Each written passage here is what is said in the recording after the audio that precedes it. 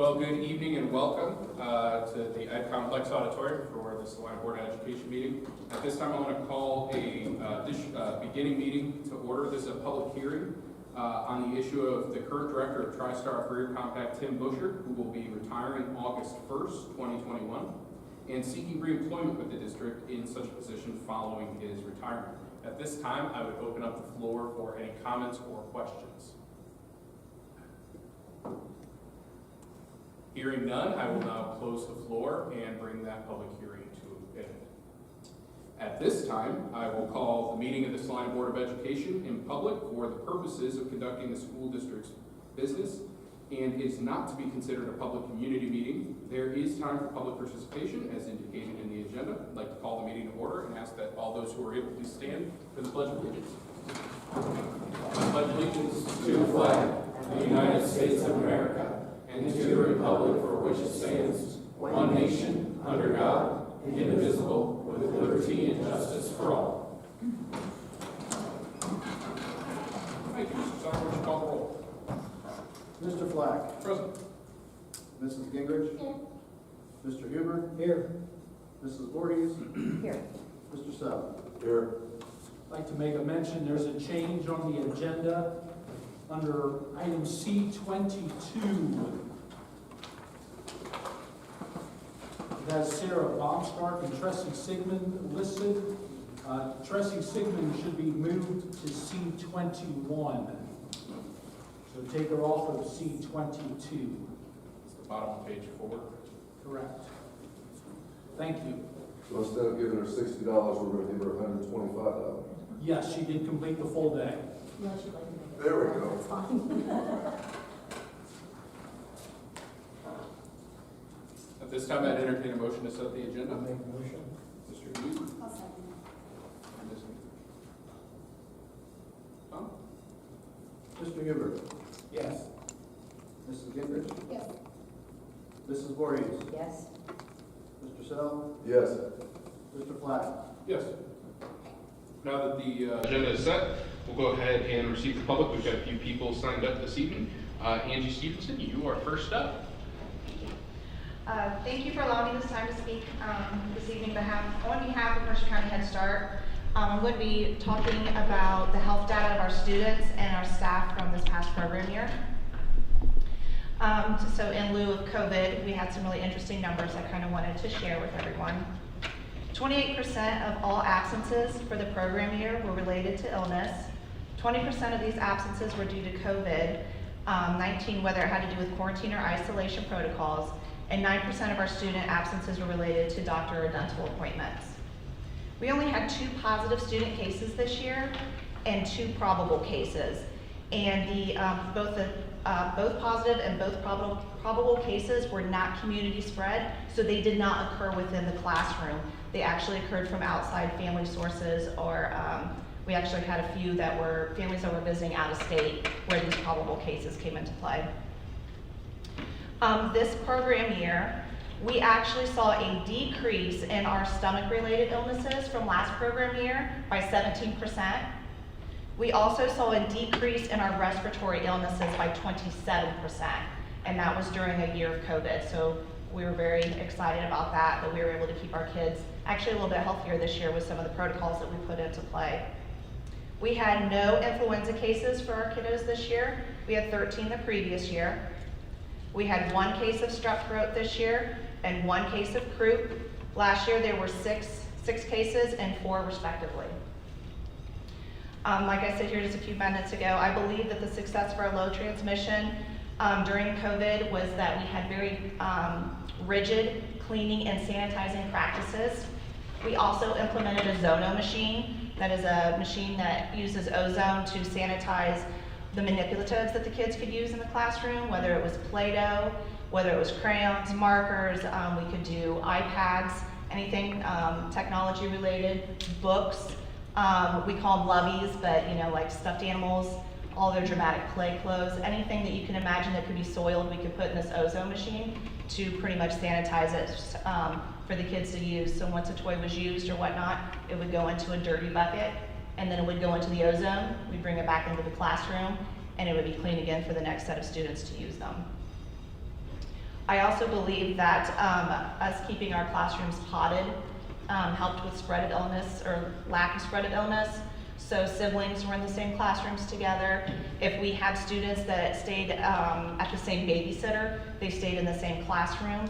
I also assigned buses to classrooms as well, so we did not have a mixture of kiddos from different classrooms on different buses. Some other things to know is that 100% of our students were connected with a continuous source of healthcare this year, which meant they either had a physician, a primary physician, whether that was a medical doctor or a doctor of osteopathy or a nurse practitioner. 98% of our students had medical coverage, whether through Medicaid or private insurance. And 99% of our students had completed physicals for this year. 6% of our students did not have completed physicals coming in the first 30 days of entry, which was a decrease from last program year, which was at 17%. Immunizations for this year, 75% of our students who are moving on to kindergarten already have those immunizations completed. So that'll be nice for Mrs. Duncan for next year. And our immunization rate increased from the beginning of the school year to the end of the school year by 36%. Like I said, again, this was all during COVID.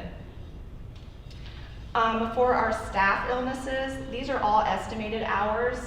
And I looked at support staff only from last year and this year, the same time period. I took September 1 to March 16th, both years, because last year that's when we closed the doors for COVID.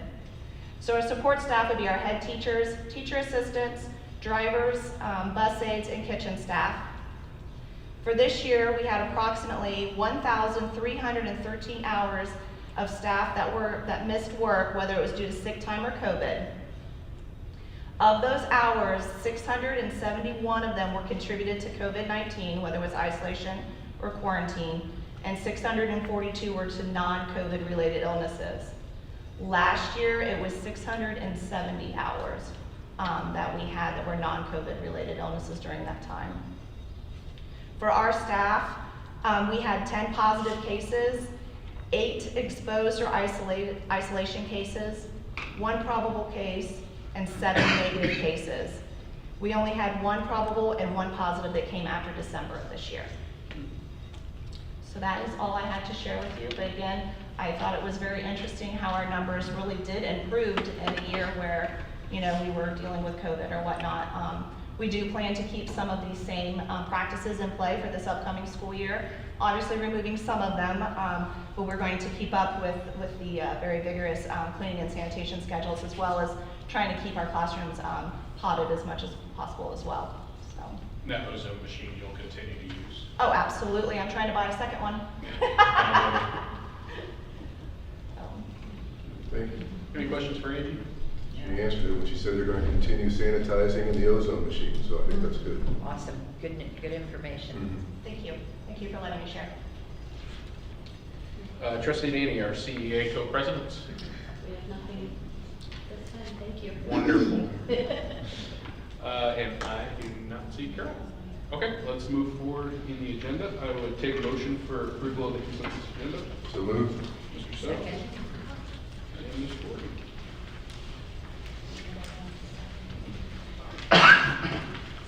We didn't have anything. No. Okay, town treasurer's report. First item is asking you to approve the minutes of the May 17, 2021 regular meeting. Asking you to approve the May 2021 financial report showing revenues of $1.95 million and expenditures at $3.54 million. Asking you to approve the investment control report for May of 2021. The overall balance is $12.11 million. I'm asking you to approve the SM2 for May of 21. Asking you to approve checks written for May of 2021 at $3.11 million. Item 6 is just giving me authorization to supplement appropriations as needed and to make necessary appropriation and budget modifications, including advances, transfers to close the financial books for fiscal year 2021. When the minutes are completed and asked for you guys to approve, there will be a list of any of those things made. Item 7, consider approval of the fiscal year 2022 temporary appropriations to be equal to 100% of the fiscal year 2021 appropriations for all accounts, which would require the payment of bills from July 1st, 2021 until the permanent appropriations are approved. Item 8, I'm asking to approve a tax abatement for Machine Pro Technologies. As presented to us by the City of Celina, it's a 100% abatement for 12 years for about $1.2 million in improvements. Then we have the following donations, $2,500 from Floyd Winter for the TriStar Ag Mechanics Program, $1,000 for Midwest Electric for the TriStar Career Compact, and I believe that's for the charging stations. $15,000 from the Gene Haas Foundation for the TriStar Career Compact. That money is generally used for scholarships. $5,000 from Elgin Service Center, Benedosha, Ohio for the TriStar Compact 2.0 building project. And we have $800 from the Civic Foundation for the high school FFA camp, and $500 from the Women of the Moose for playground equipment at the Celina Primary Building. Mr. Busher, what is the 2.0 building project? That's the money that companies have donated, sponsored different rooms in that. That's the company that built our barn, so that will actually go towards the barn in a sense. So that goes to the Civic Foundation that we have the money is deposited there.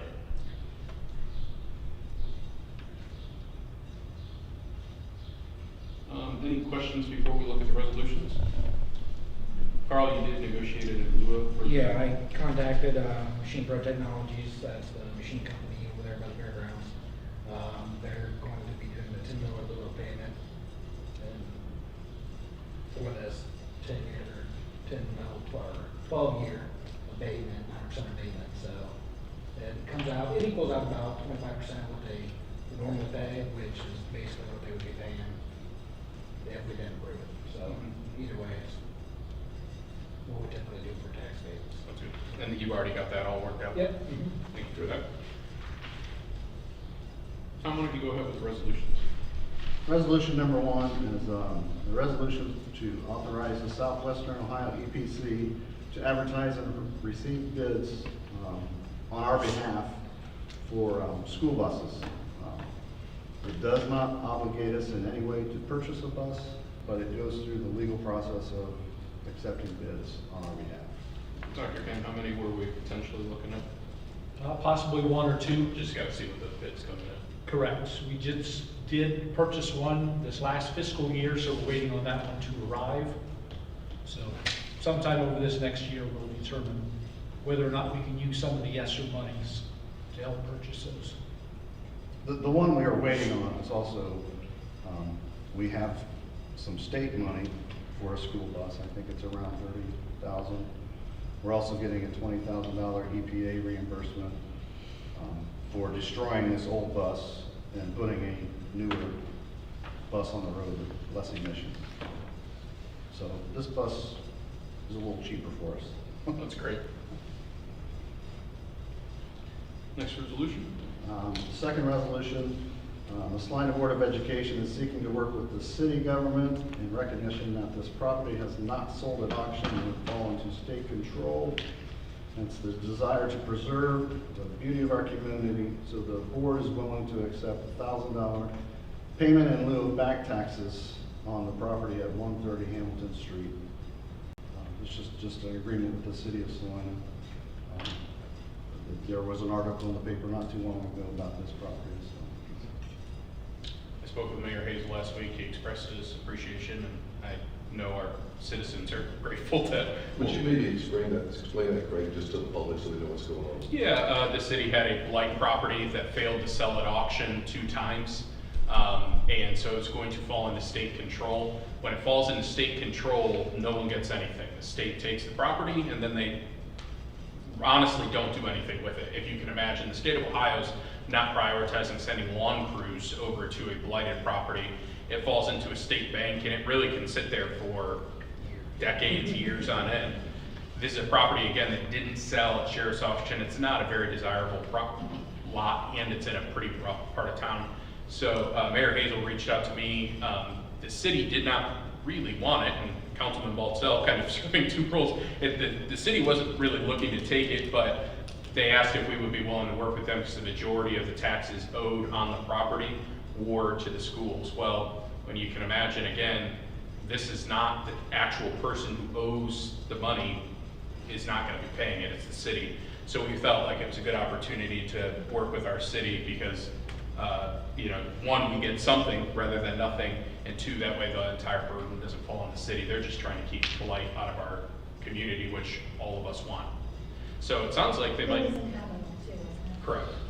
So I'm not, has any decisions been made on what will actually become of the property? Or no, we're still discussing that. Yeah, sounds like a potential sign for Eastview Park. It's not a very big property. And again, you can imagine when something doesn't sell at a sheriff's auction in our real estate market, there's a reason. It did not sell twice. And so there wasn't a ton owed on it. So if it was worth anything, it would have sold. Right. So we're excited to work with the city and help them out as they keep the city looking nice. Any questions for Tom on anything here? Okay, Dr. Penn, classified report. Thank you, President Flack. Under the personnel and the classified report, we're asking you to approve to accept the resignation of Sonara Yaney, teacher assistant with Head Start. That's effective July 31st. Also approve a 60-day probationary contract for Abby Richling. She'll be one of our new family advocates with Head Start, effective July 12th. Asking you to approve a $1,000 stipend to Brenda Dorner for her work as we publish the new 21-22 school calendar. Asking to approve a leave of absence for Rita Bigelow, a bus driver and custodian. She's a custodian at the CAP building, starting July 7th until her SERS determination. And we've got 8 individuals there to approve to hire for 2021 summer work as needed. Any questions for Dr. Ken on the classified report? Briefly, Dr. Ken, for the approval of the leave of absence until the disability, do we have a, and I didn't see the attachment, I apologize, but is that going to be rather lengthy, do we know? How long? Yes. As far as that determination, you know, it is possible to run a couple more months, or we might find out next week. So it's hard. It used to always take almost 6 months, but they've been quicker here recently. Okay, thank you. You're welcome. I do have a question. Just in general, when we approved hiring summer work for as needed, what types of jobs do they do? Do these people do? Okay, Sometimes with summer school, it's TA, but but this is all associated with summer school? no. No. More of it happens to be cleaning Okay. work. We do have bus drivers running routes for summer school though as well. So some could be involved with that. Okay. I just was curious as a general.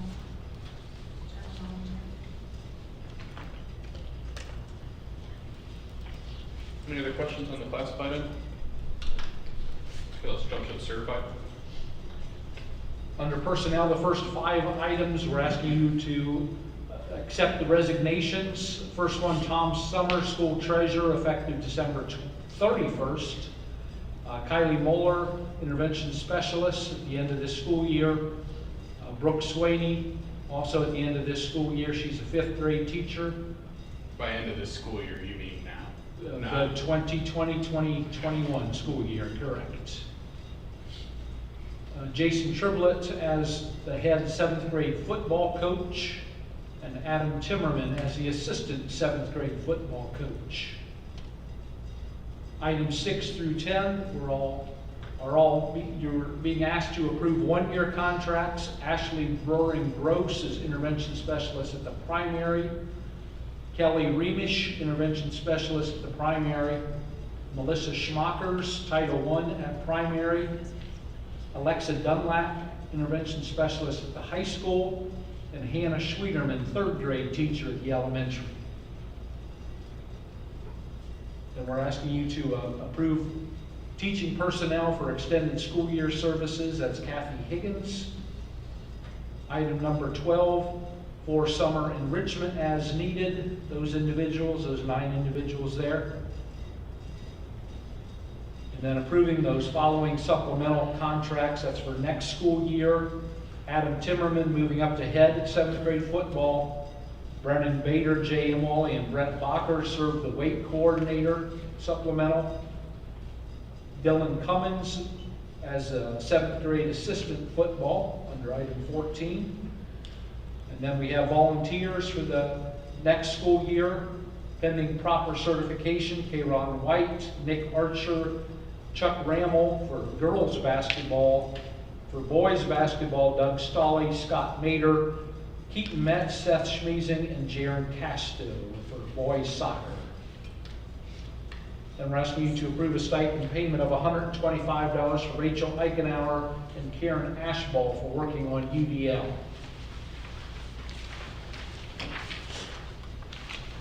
At the top of page 4, approve a stipend payment of $200 for those who have completed the Resident Educator Committee. Then under item 18, we have those teachers who completed the requirements of Resident Educator Program for mentoring. $200 for the alternate mentors. There are 6 listed. For first-year resident educators, that's $1,000 for being that mentor. $500 for the 2-year resident educator mentors. $250 for the 3rd and 4th year resident educator mentors. And then we also have an alternate mentoring program for a half year for Bonnie Dallinghouse. We're asking you to approve 5 additional pre-service days for training for our literacy coaches. Approve 10 additional pre-service days for Mitch Mouse, the new precision machining teacher at TriStar. And then we have the list for a stipend payment of $125 under item 21 for the Amplify Curriculum Camp. Now the Amplify is the new reading series we have adopted. And that's already taken place. Yes, it has. And approve Sarah Baumstark under item 22. She was able to attend half of that camp.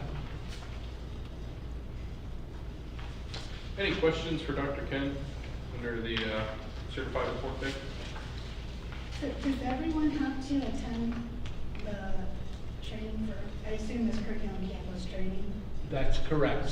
So does everyone that's using this have to attend, or are they going Not to required, training? yeah, during summer, those aren't contracted days. Okay, So, yeah, we certainly hope, and you can see by the numbers there, we did have quite a few of them that did decide. okay. Working fine. I don't know if Vaughn wants to make any comments in regards to Amplify and letters. The turnout of the staff thus far, in my view, has been wonderful. Yeah, we've had a lot of teachers participate in those. For the teachers that couldn't attend, it wasn't required. We didn't make the recordings available to them, and they were emailed to them, so they did have access. And all the teachers can go back and rewatch those if they wish. So we're in a great spot, and a lot of this training that we did with Amplify was, what materials did we just receive, and what do we need to get started so that the teachers want to work over the summer. We'll have some follow-up training in a couple weeks before school starts. It'll be a similar optional training that'll be recorded for them. So we want our teachers to hit the ground running as much as possible come in the fall. And to be clear, this starts this fall, this curriculum. Yes. So, Yep. And our literacy coaches and all that good stuff. Everything is ready we're right on track, right on schedule to do our best for our students. Michelle, did you want to make any comments? I know we hired several new staff for your building. We did. We, because of the, some of the shifts with literacy coaches and things like that, we were able to hire some new staff members. And one of them that's on for tonight is Melissa Schmuckers, and she's right in front of me here. So she's going to be a Title I teacher for us, and we're really excited that she's going to be joining the staff at Celina Primary School. Welcome aboard. Thank you. Did you want to give a speech? But I'm very excited. All right. That was required. There we go. Tom, I know I speak for the rest of the board that We are grateful for everything you've done, and we're exceptionally grateful for the very generous notice giving the district. 6 months is plenty of time for us to find. It won't be possible to find a replacement, but we'll have to find someone to take the time for it. But thank you for everything you've done and continue to do, and will continue to do. Thank you, guys. Any other questions or comments before we look at those resolutions? There's quite a few. All right, let's jump to the resolutions, Dr. Kemp. Okay, the first resolution is to approve a revised 2021-2022 school calendar. The reason for that revision, we did enter an MOU with our certified union, and that's going to add a couple extra days, in-service days for our staff member, which means that we are going to cut a couple student days. You'll see that happening right at the beginning and right at the end of the school year, so some changes there. So the first day for students will actually now fall on Thursday, August 26th, will be the first day for students. We're asking you to approve the substitute salary pay scale. Last time that's been changed was August 2016, so that'll be going up from $90 from the first day to $100 for the first 10 days, and then it'll be $110 after the first 10 days. And that puts us at the top of this region, correct? Top in the county anyhow. Correct. Yes. Good. We have the athletic pay scale effective with the 21-22 school year. The Calamity Day alternative makeup plan.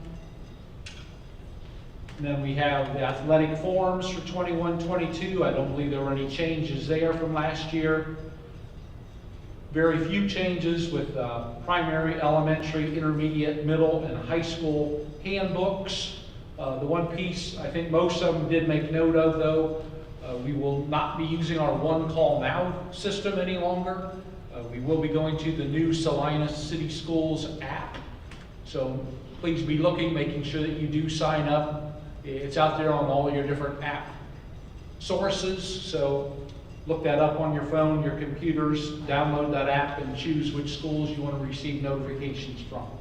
So parents, if you have kids in multiple buildings, you can select when you download the app, you can select which buildings you want to get notifications from, as well as the general district. So obviously you want to get notifications from every building that your students enrolled in, and it's very user-friendly, and it also puts on your phone teacher directories and contact information. I think the lunch menu is on there. Correct. So it's going to kind of be a lot more convenient for the parent.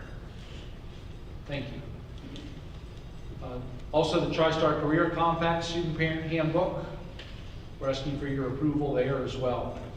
The fees for 21-22 school year are listed.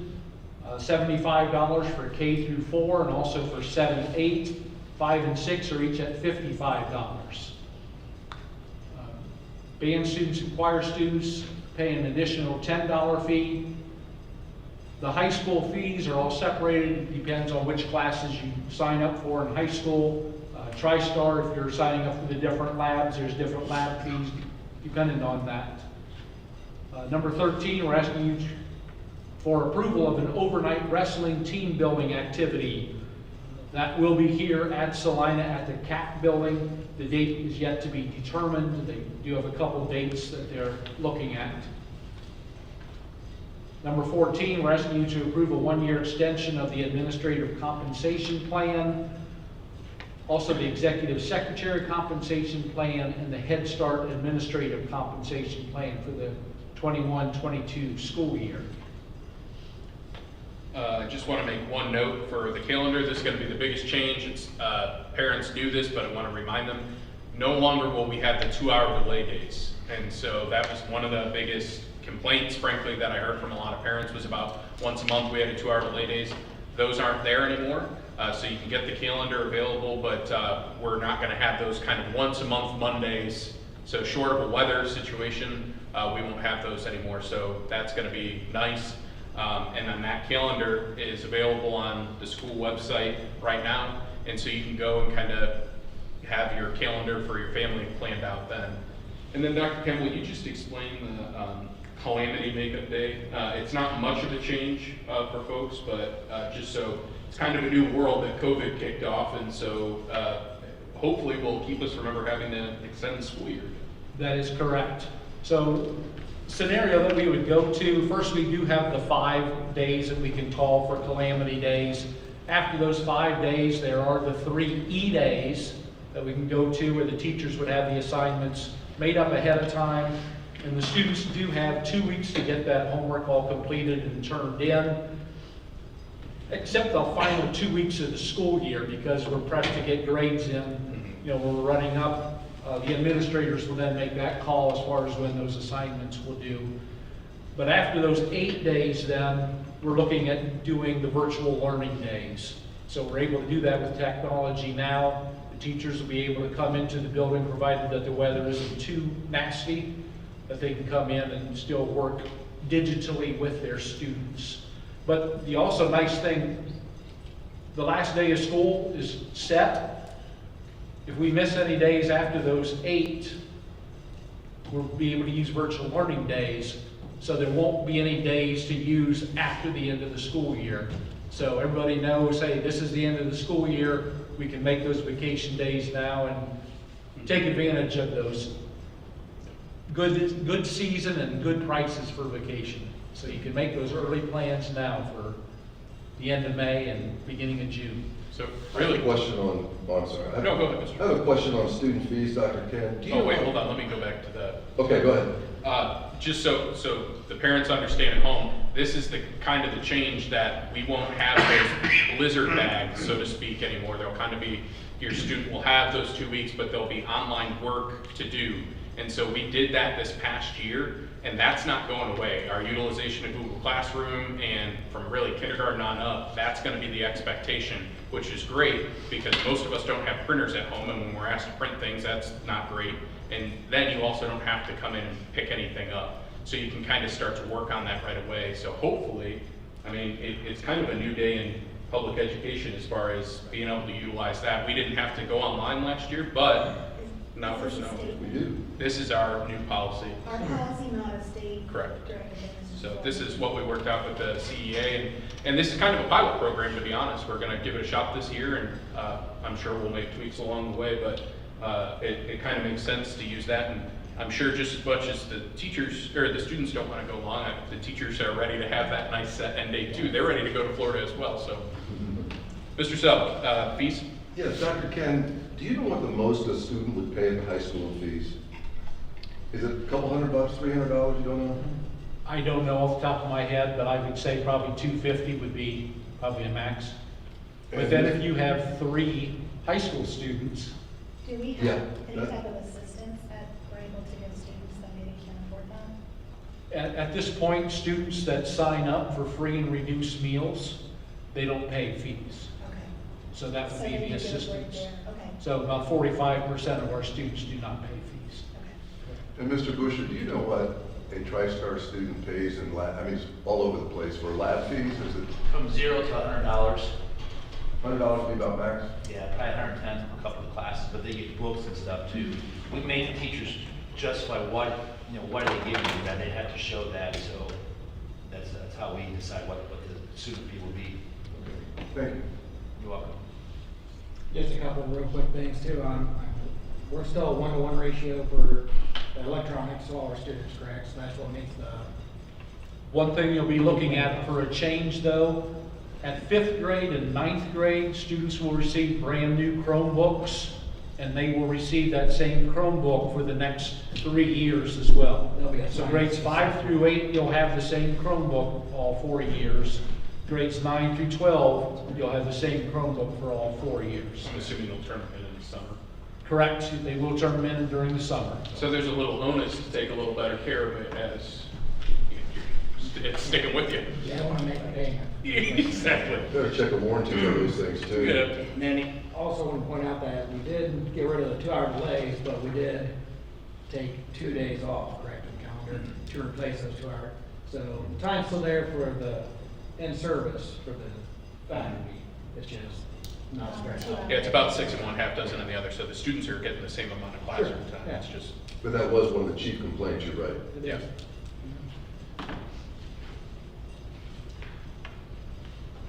Come to the Head Start report. Head Start report is there with attachment 18, asking you to approve to pay classified employees working the Head Start Summer Transition Program at the rate of $23 per hour. Asking you to approve to add Haley Thomas to the list of Head Start 2021 Summer Transition Program employees as needed. And a stipend payment for the Head Start administrators of $1,315 for the Summer Transition Program with those administrators that are listed there. Under TriStar, we're asking you to approve to reappoint Tim Rosengarten for a 2-year term as a TriStar Advisory Board member that's beginning July 1st, 2021. Any questions on Head Start or TriStar? Any removal items for the consensus agenda? Okay, hearing none, we'll call the roll on the approval of the consensus agenda. Mr. Sal. Yes. Mrs. Voorhees. Yes. Mr. Huber. Yes. Mrs. Gingrich. Mr. Flatt. Yes. Letter E is moved. Moving down to the other business, Dr. Kim. Asking you to approve a stipend payment of $200. Again, this is for a resident educator mentor for Erica Drice. Item number 2 there for Erica Drice for mentoring a first-year resident educator.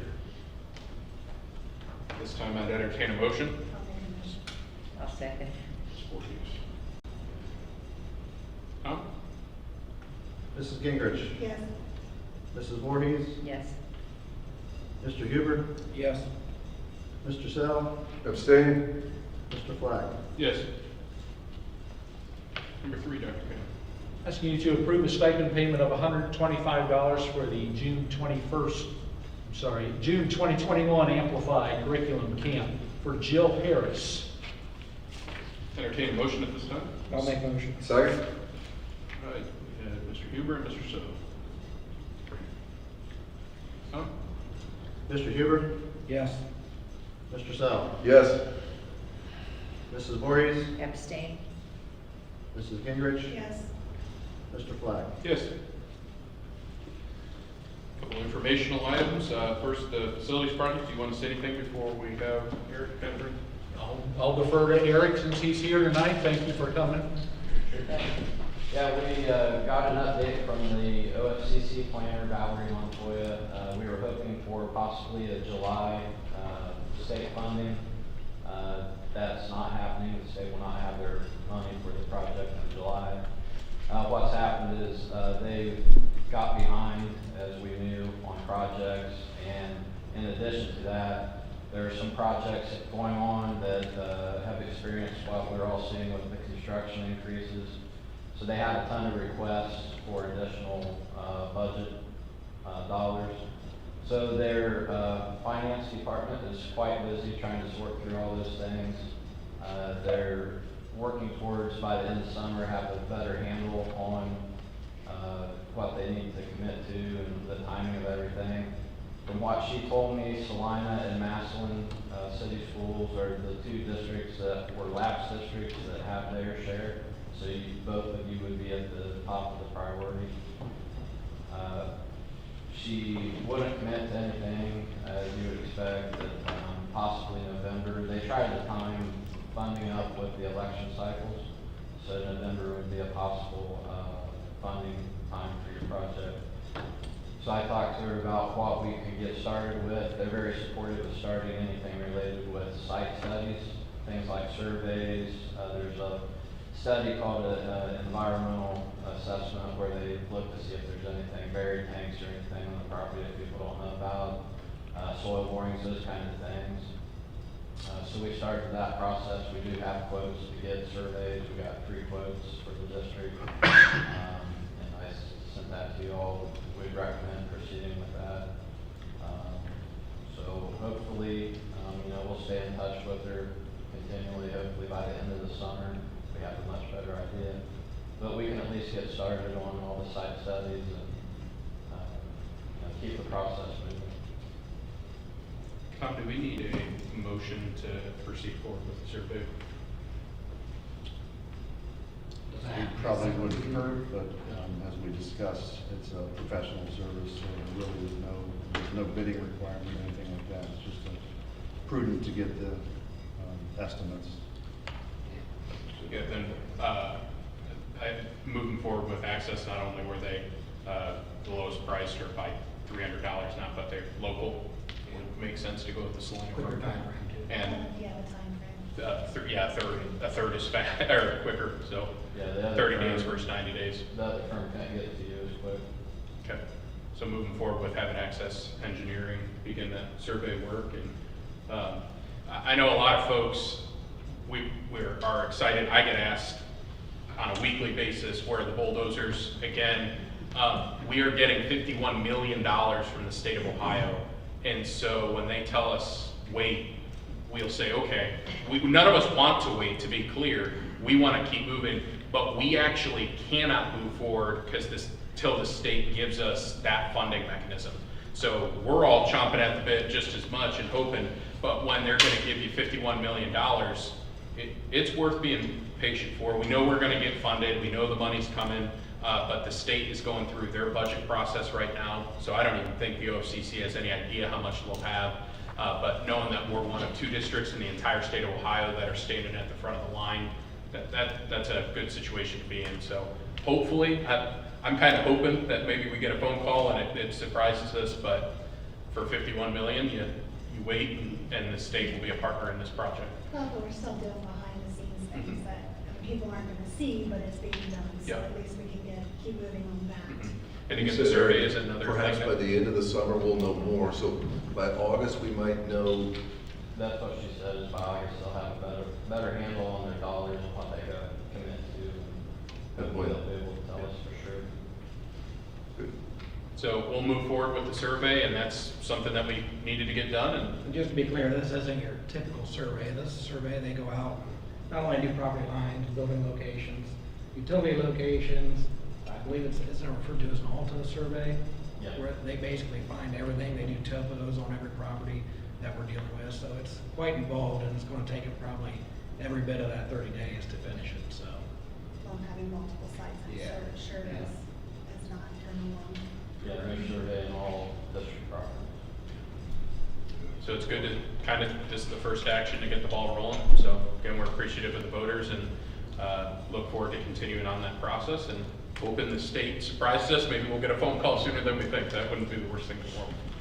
There have been some words leaked as well that maybe some lumber prices will be turning back down instead of continuing their climb Yeah, up, they've so. been on there. As nerdy as this sounds, I've been looking at the lumber futures as a woodworker, and they've come down significantly. So we'll see that in about a month or 2 at the store, but they have started to come down, so that's a good thing.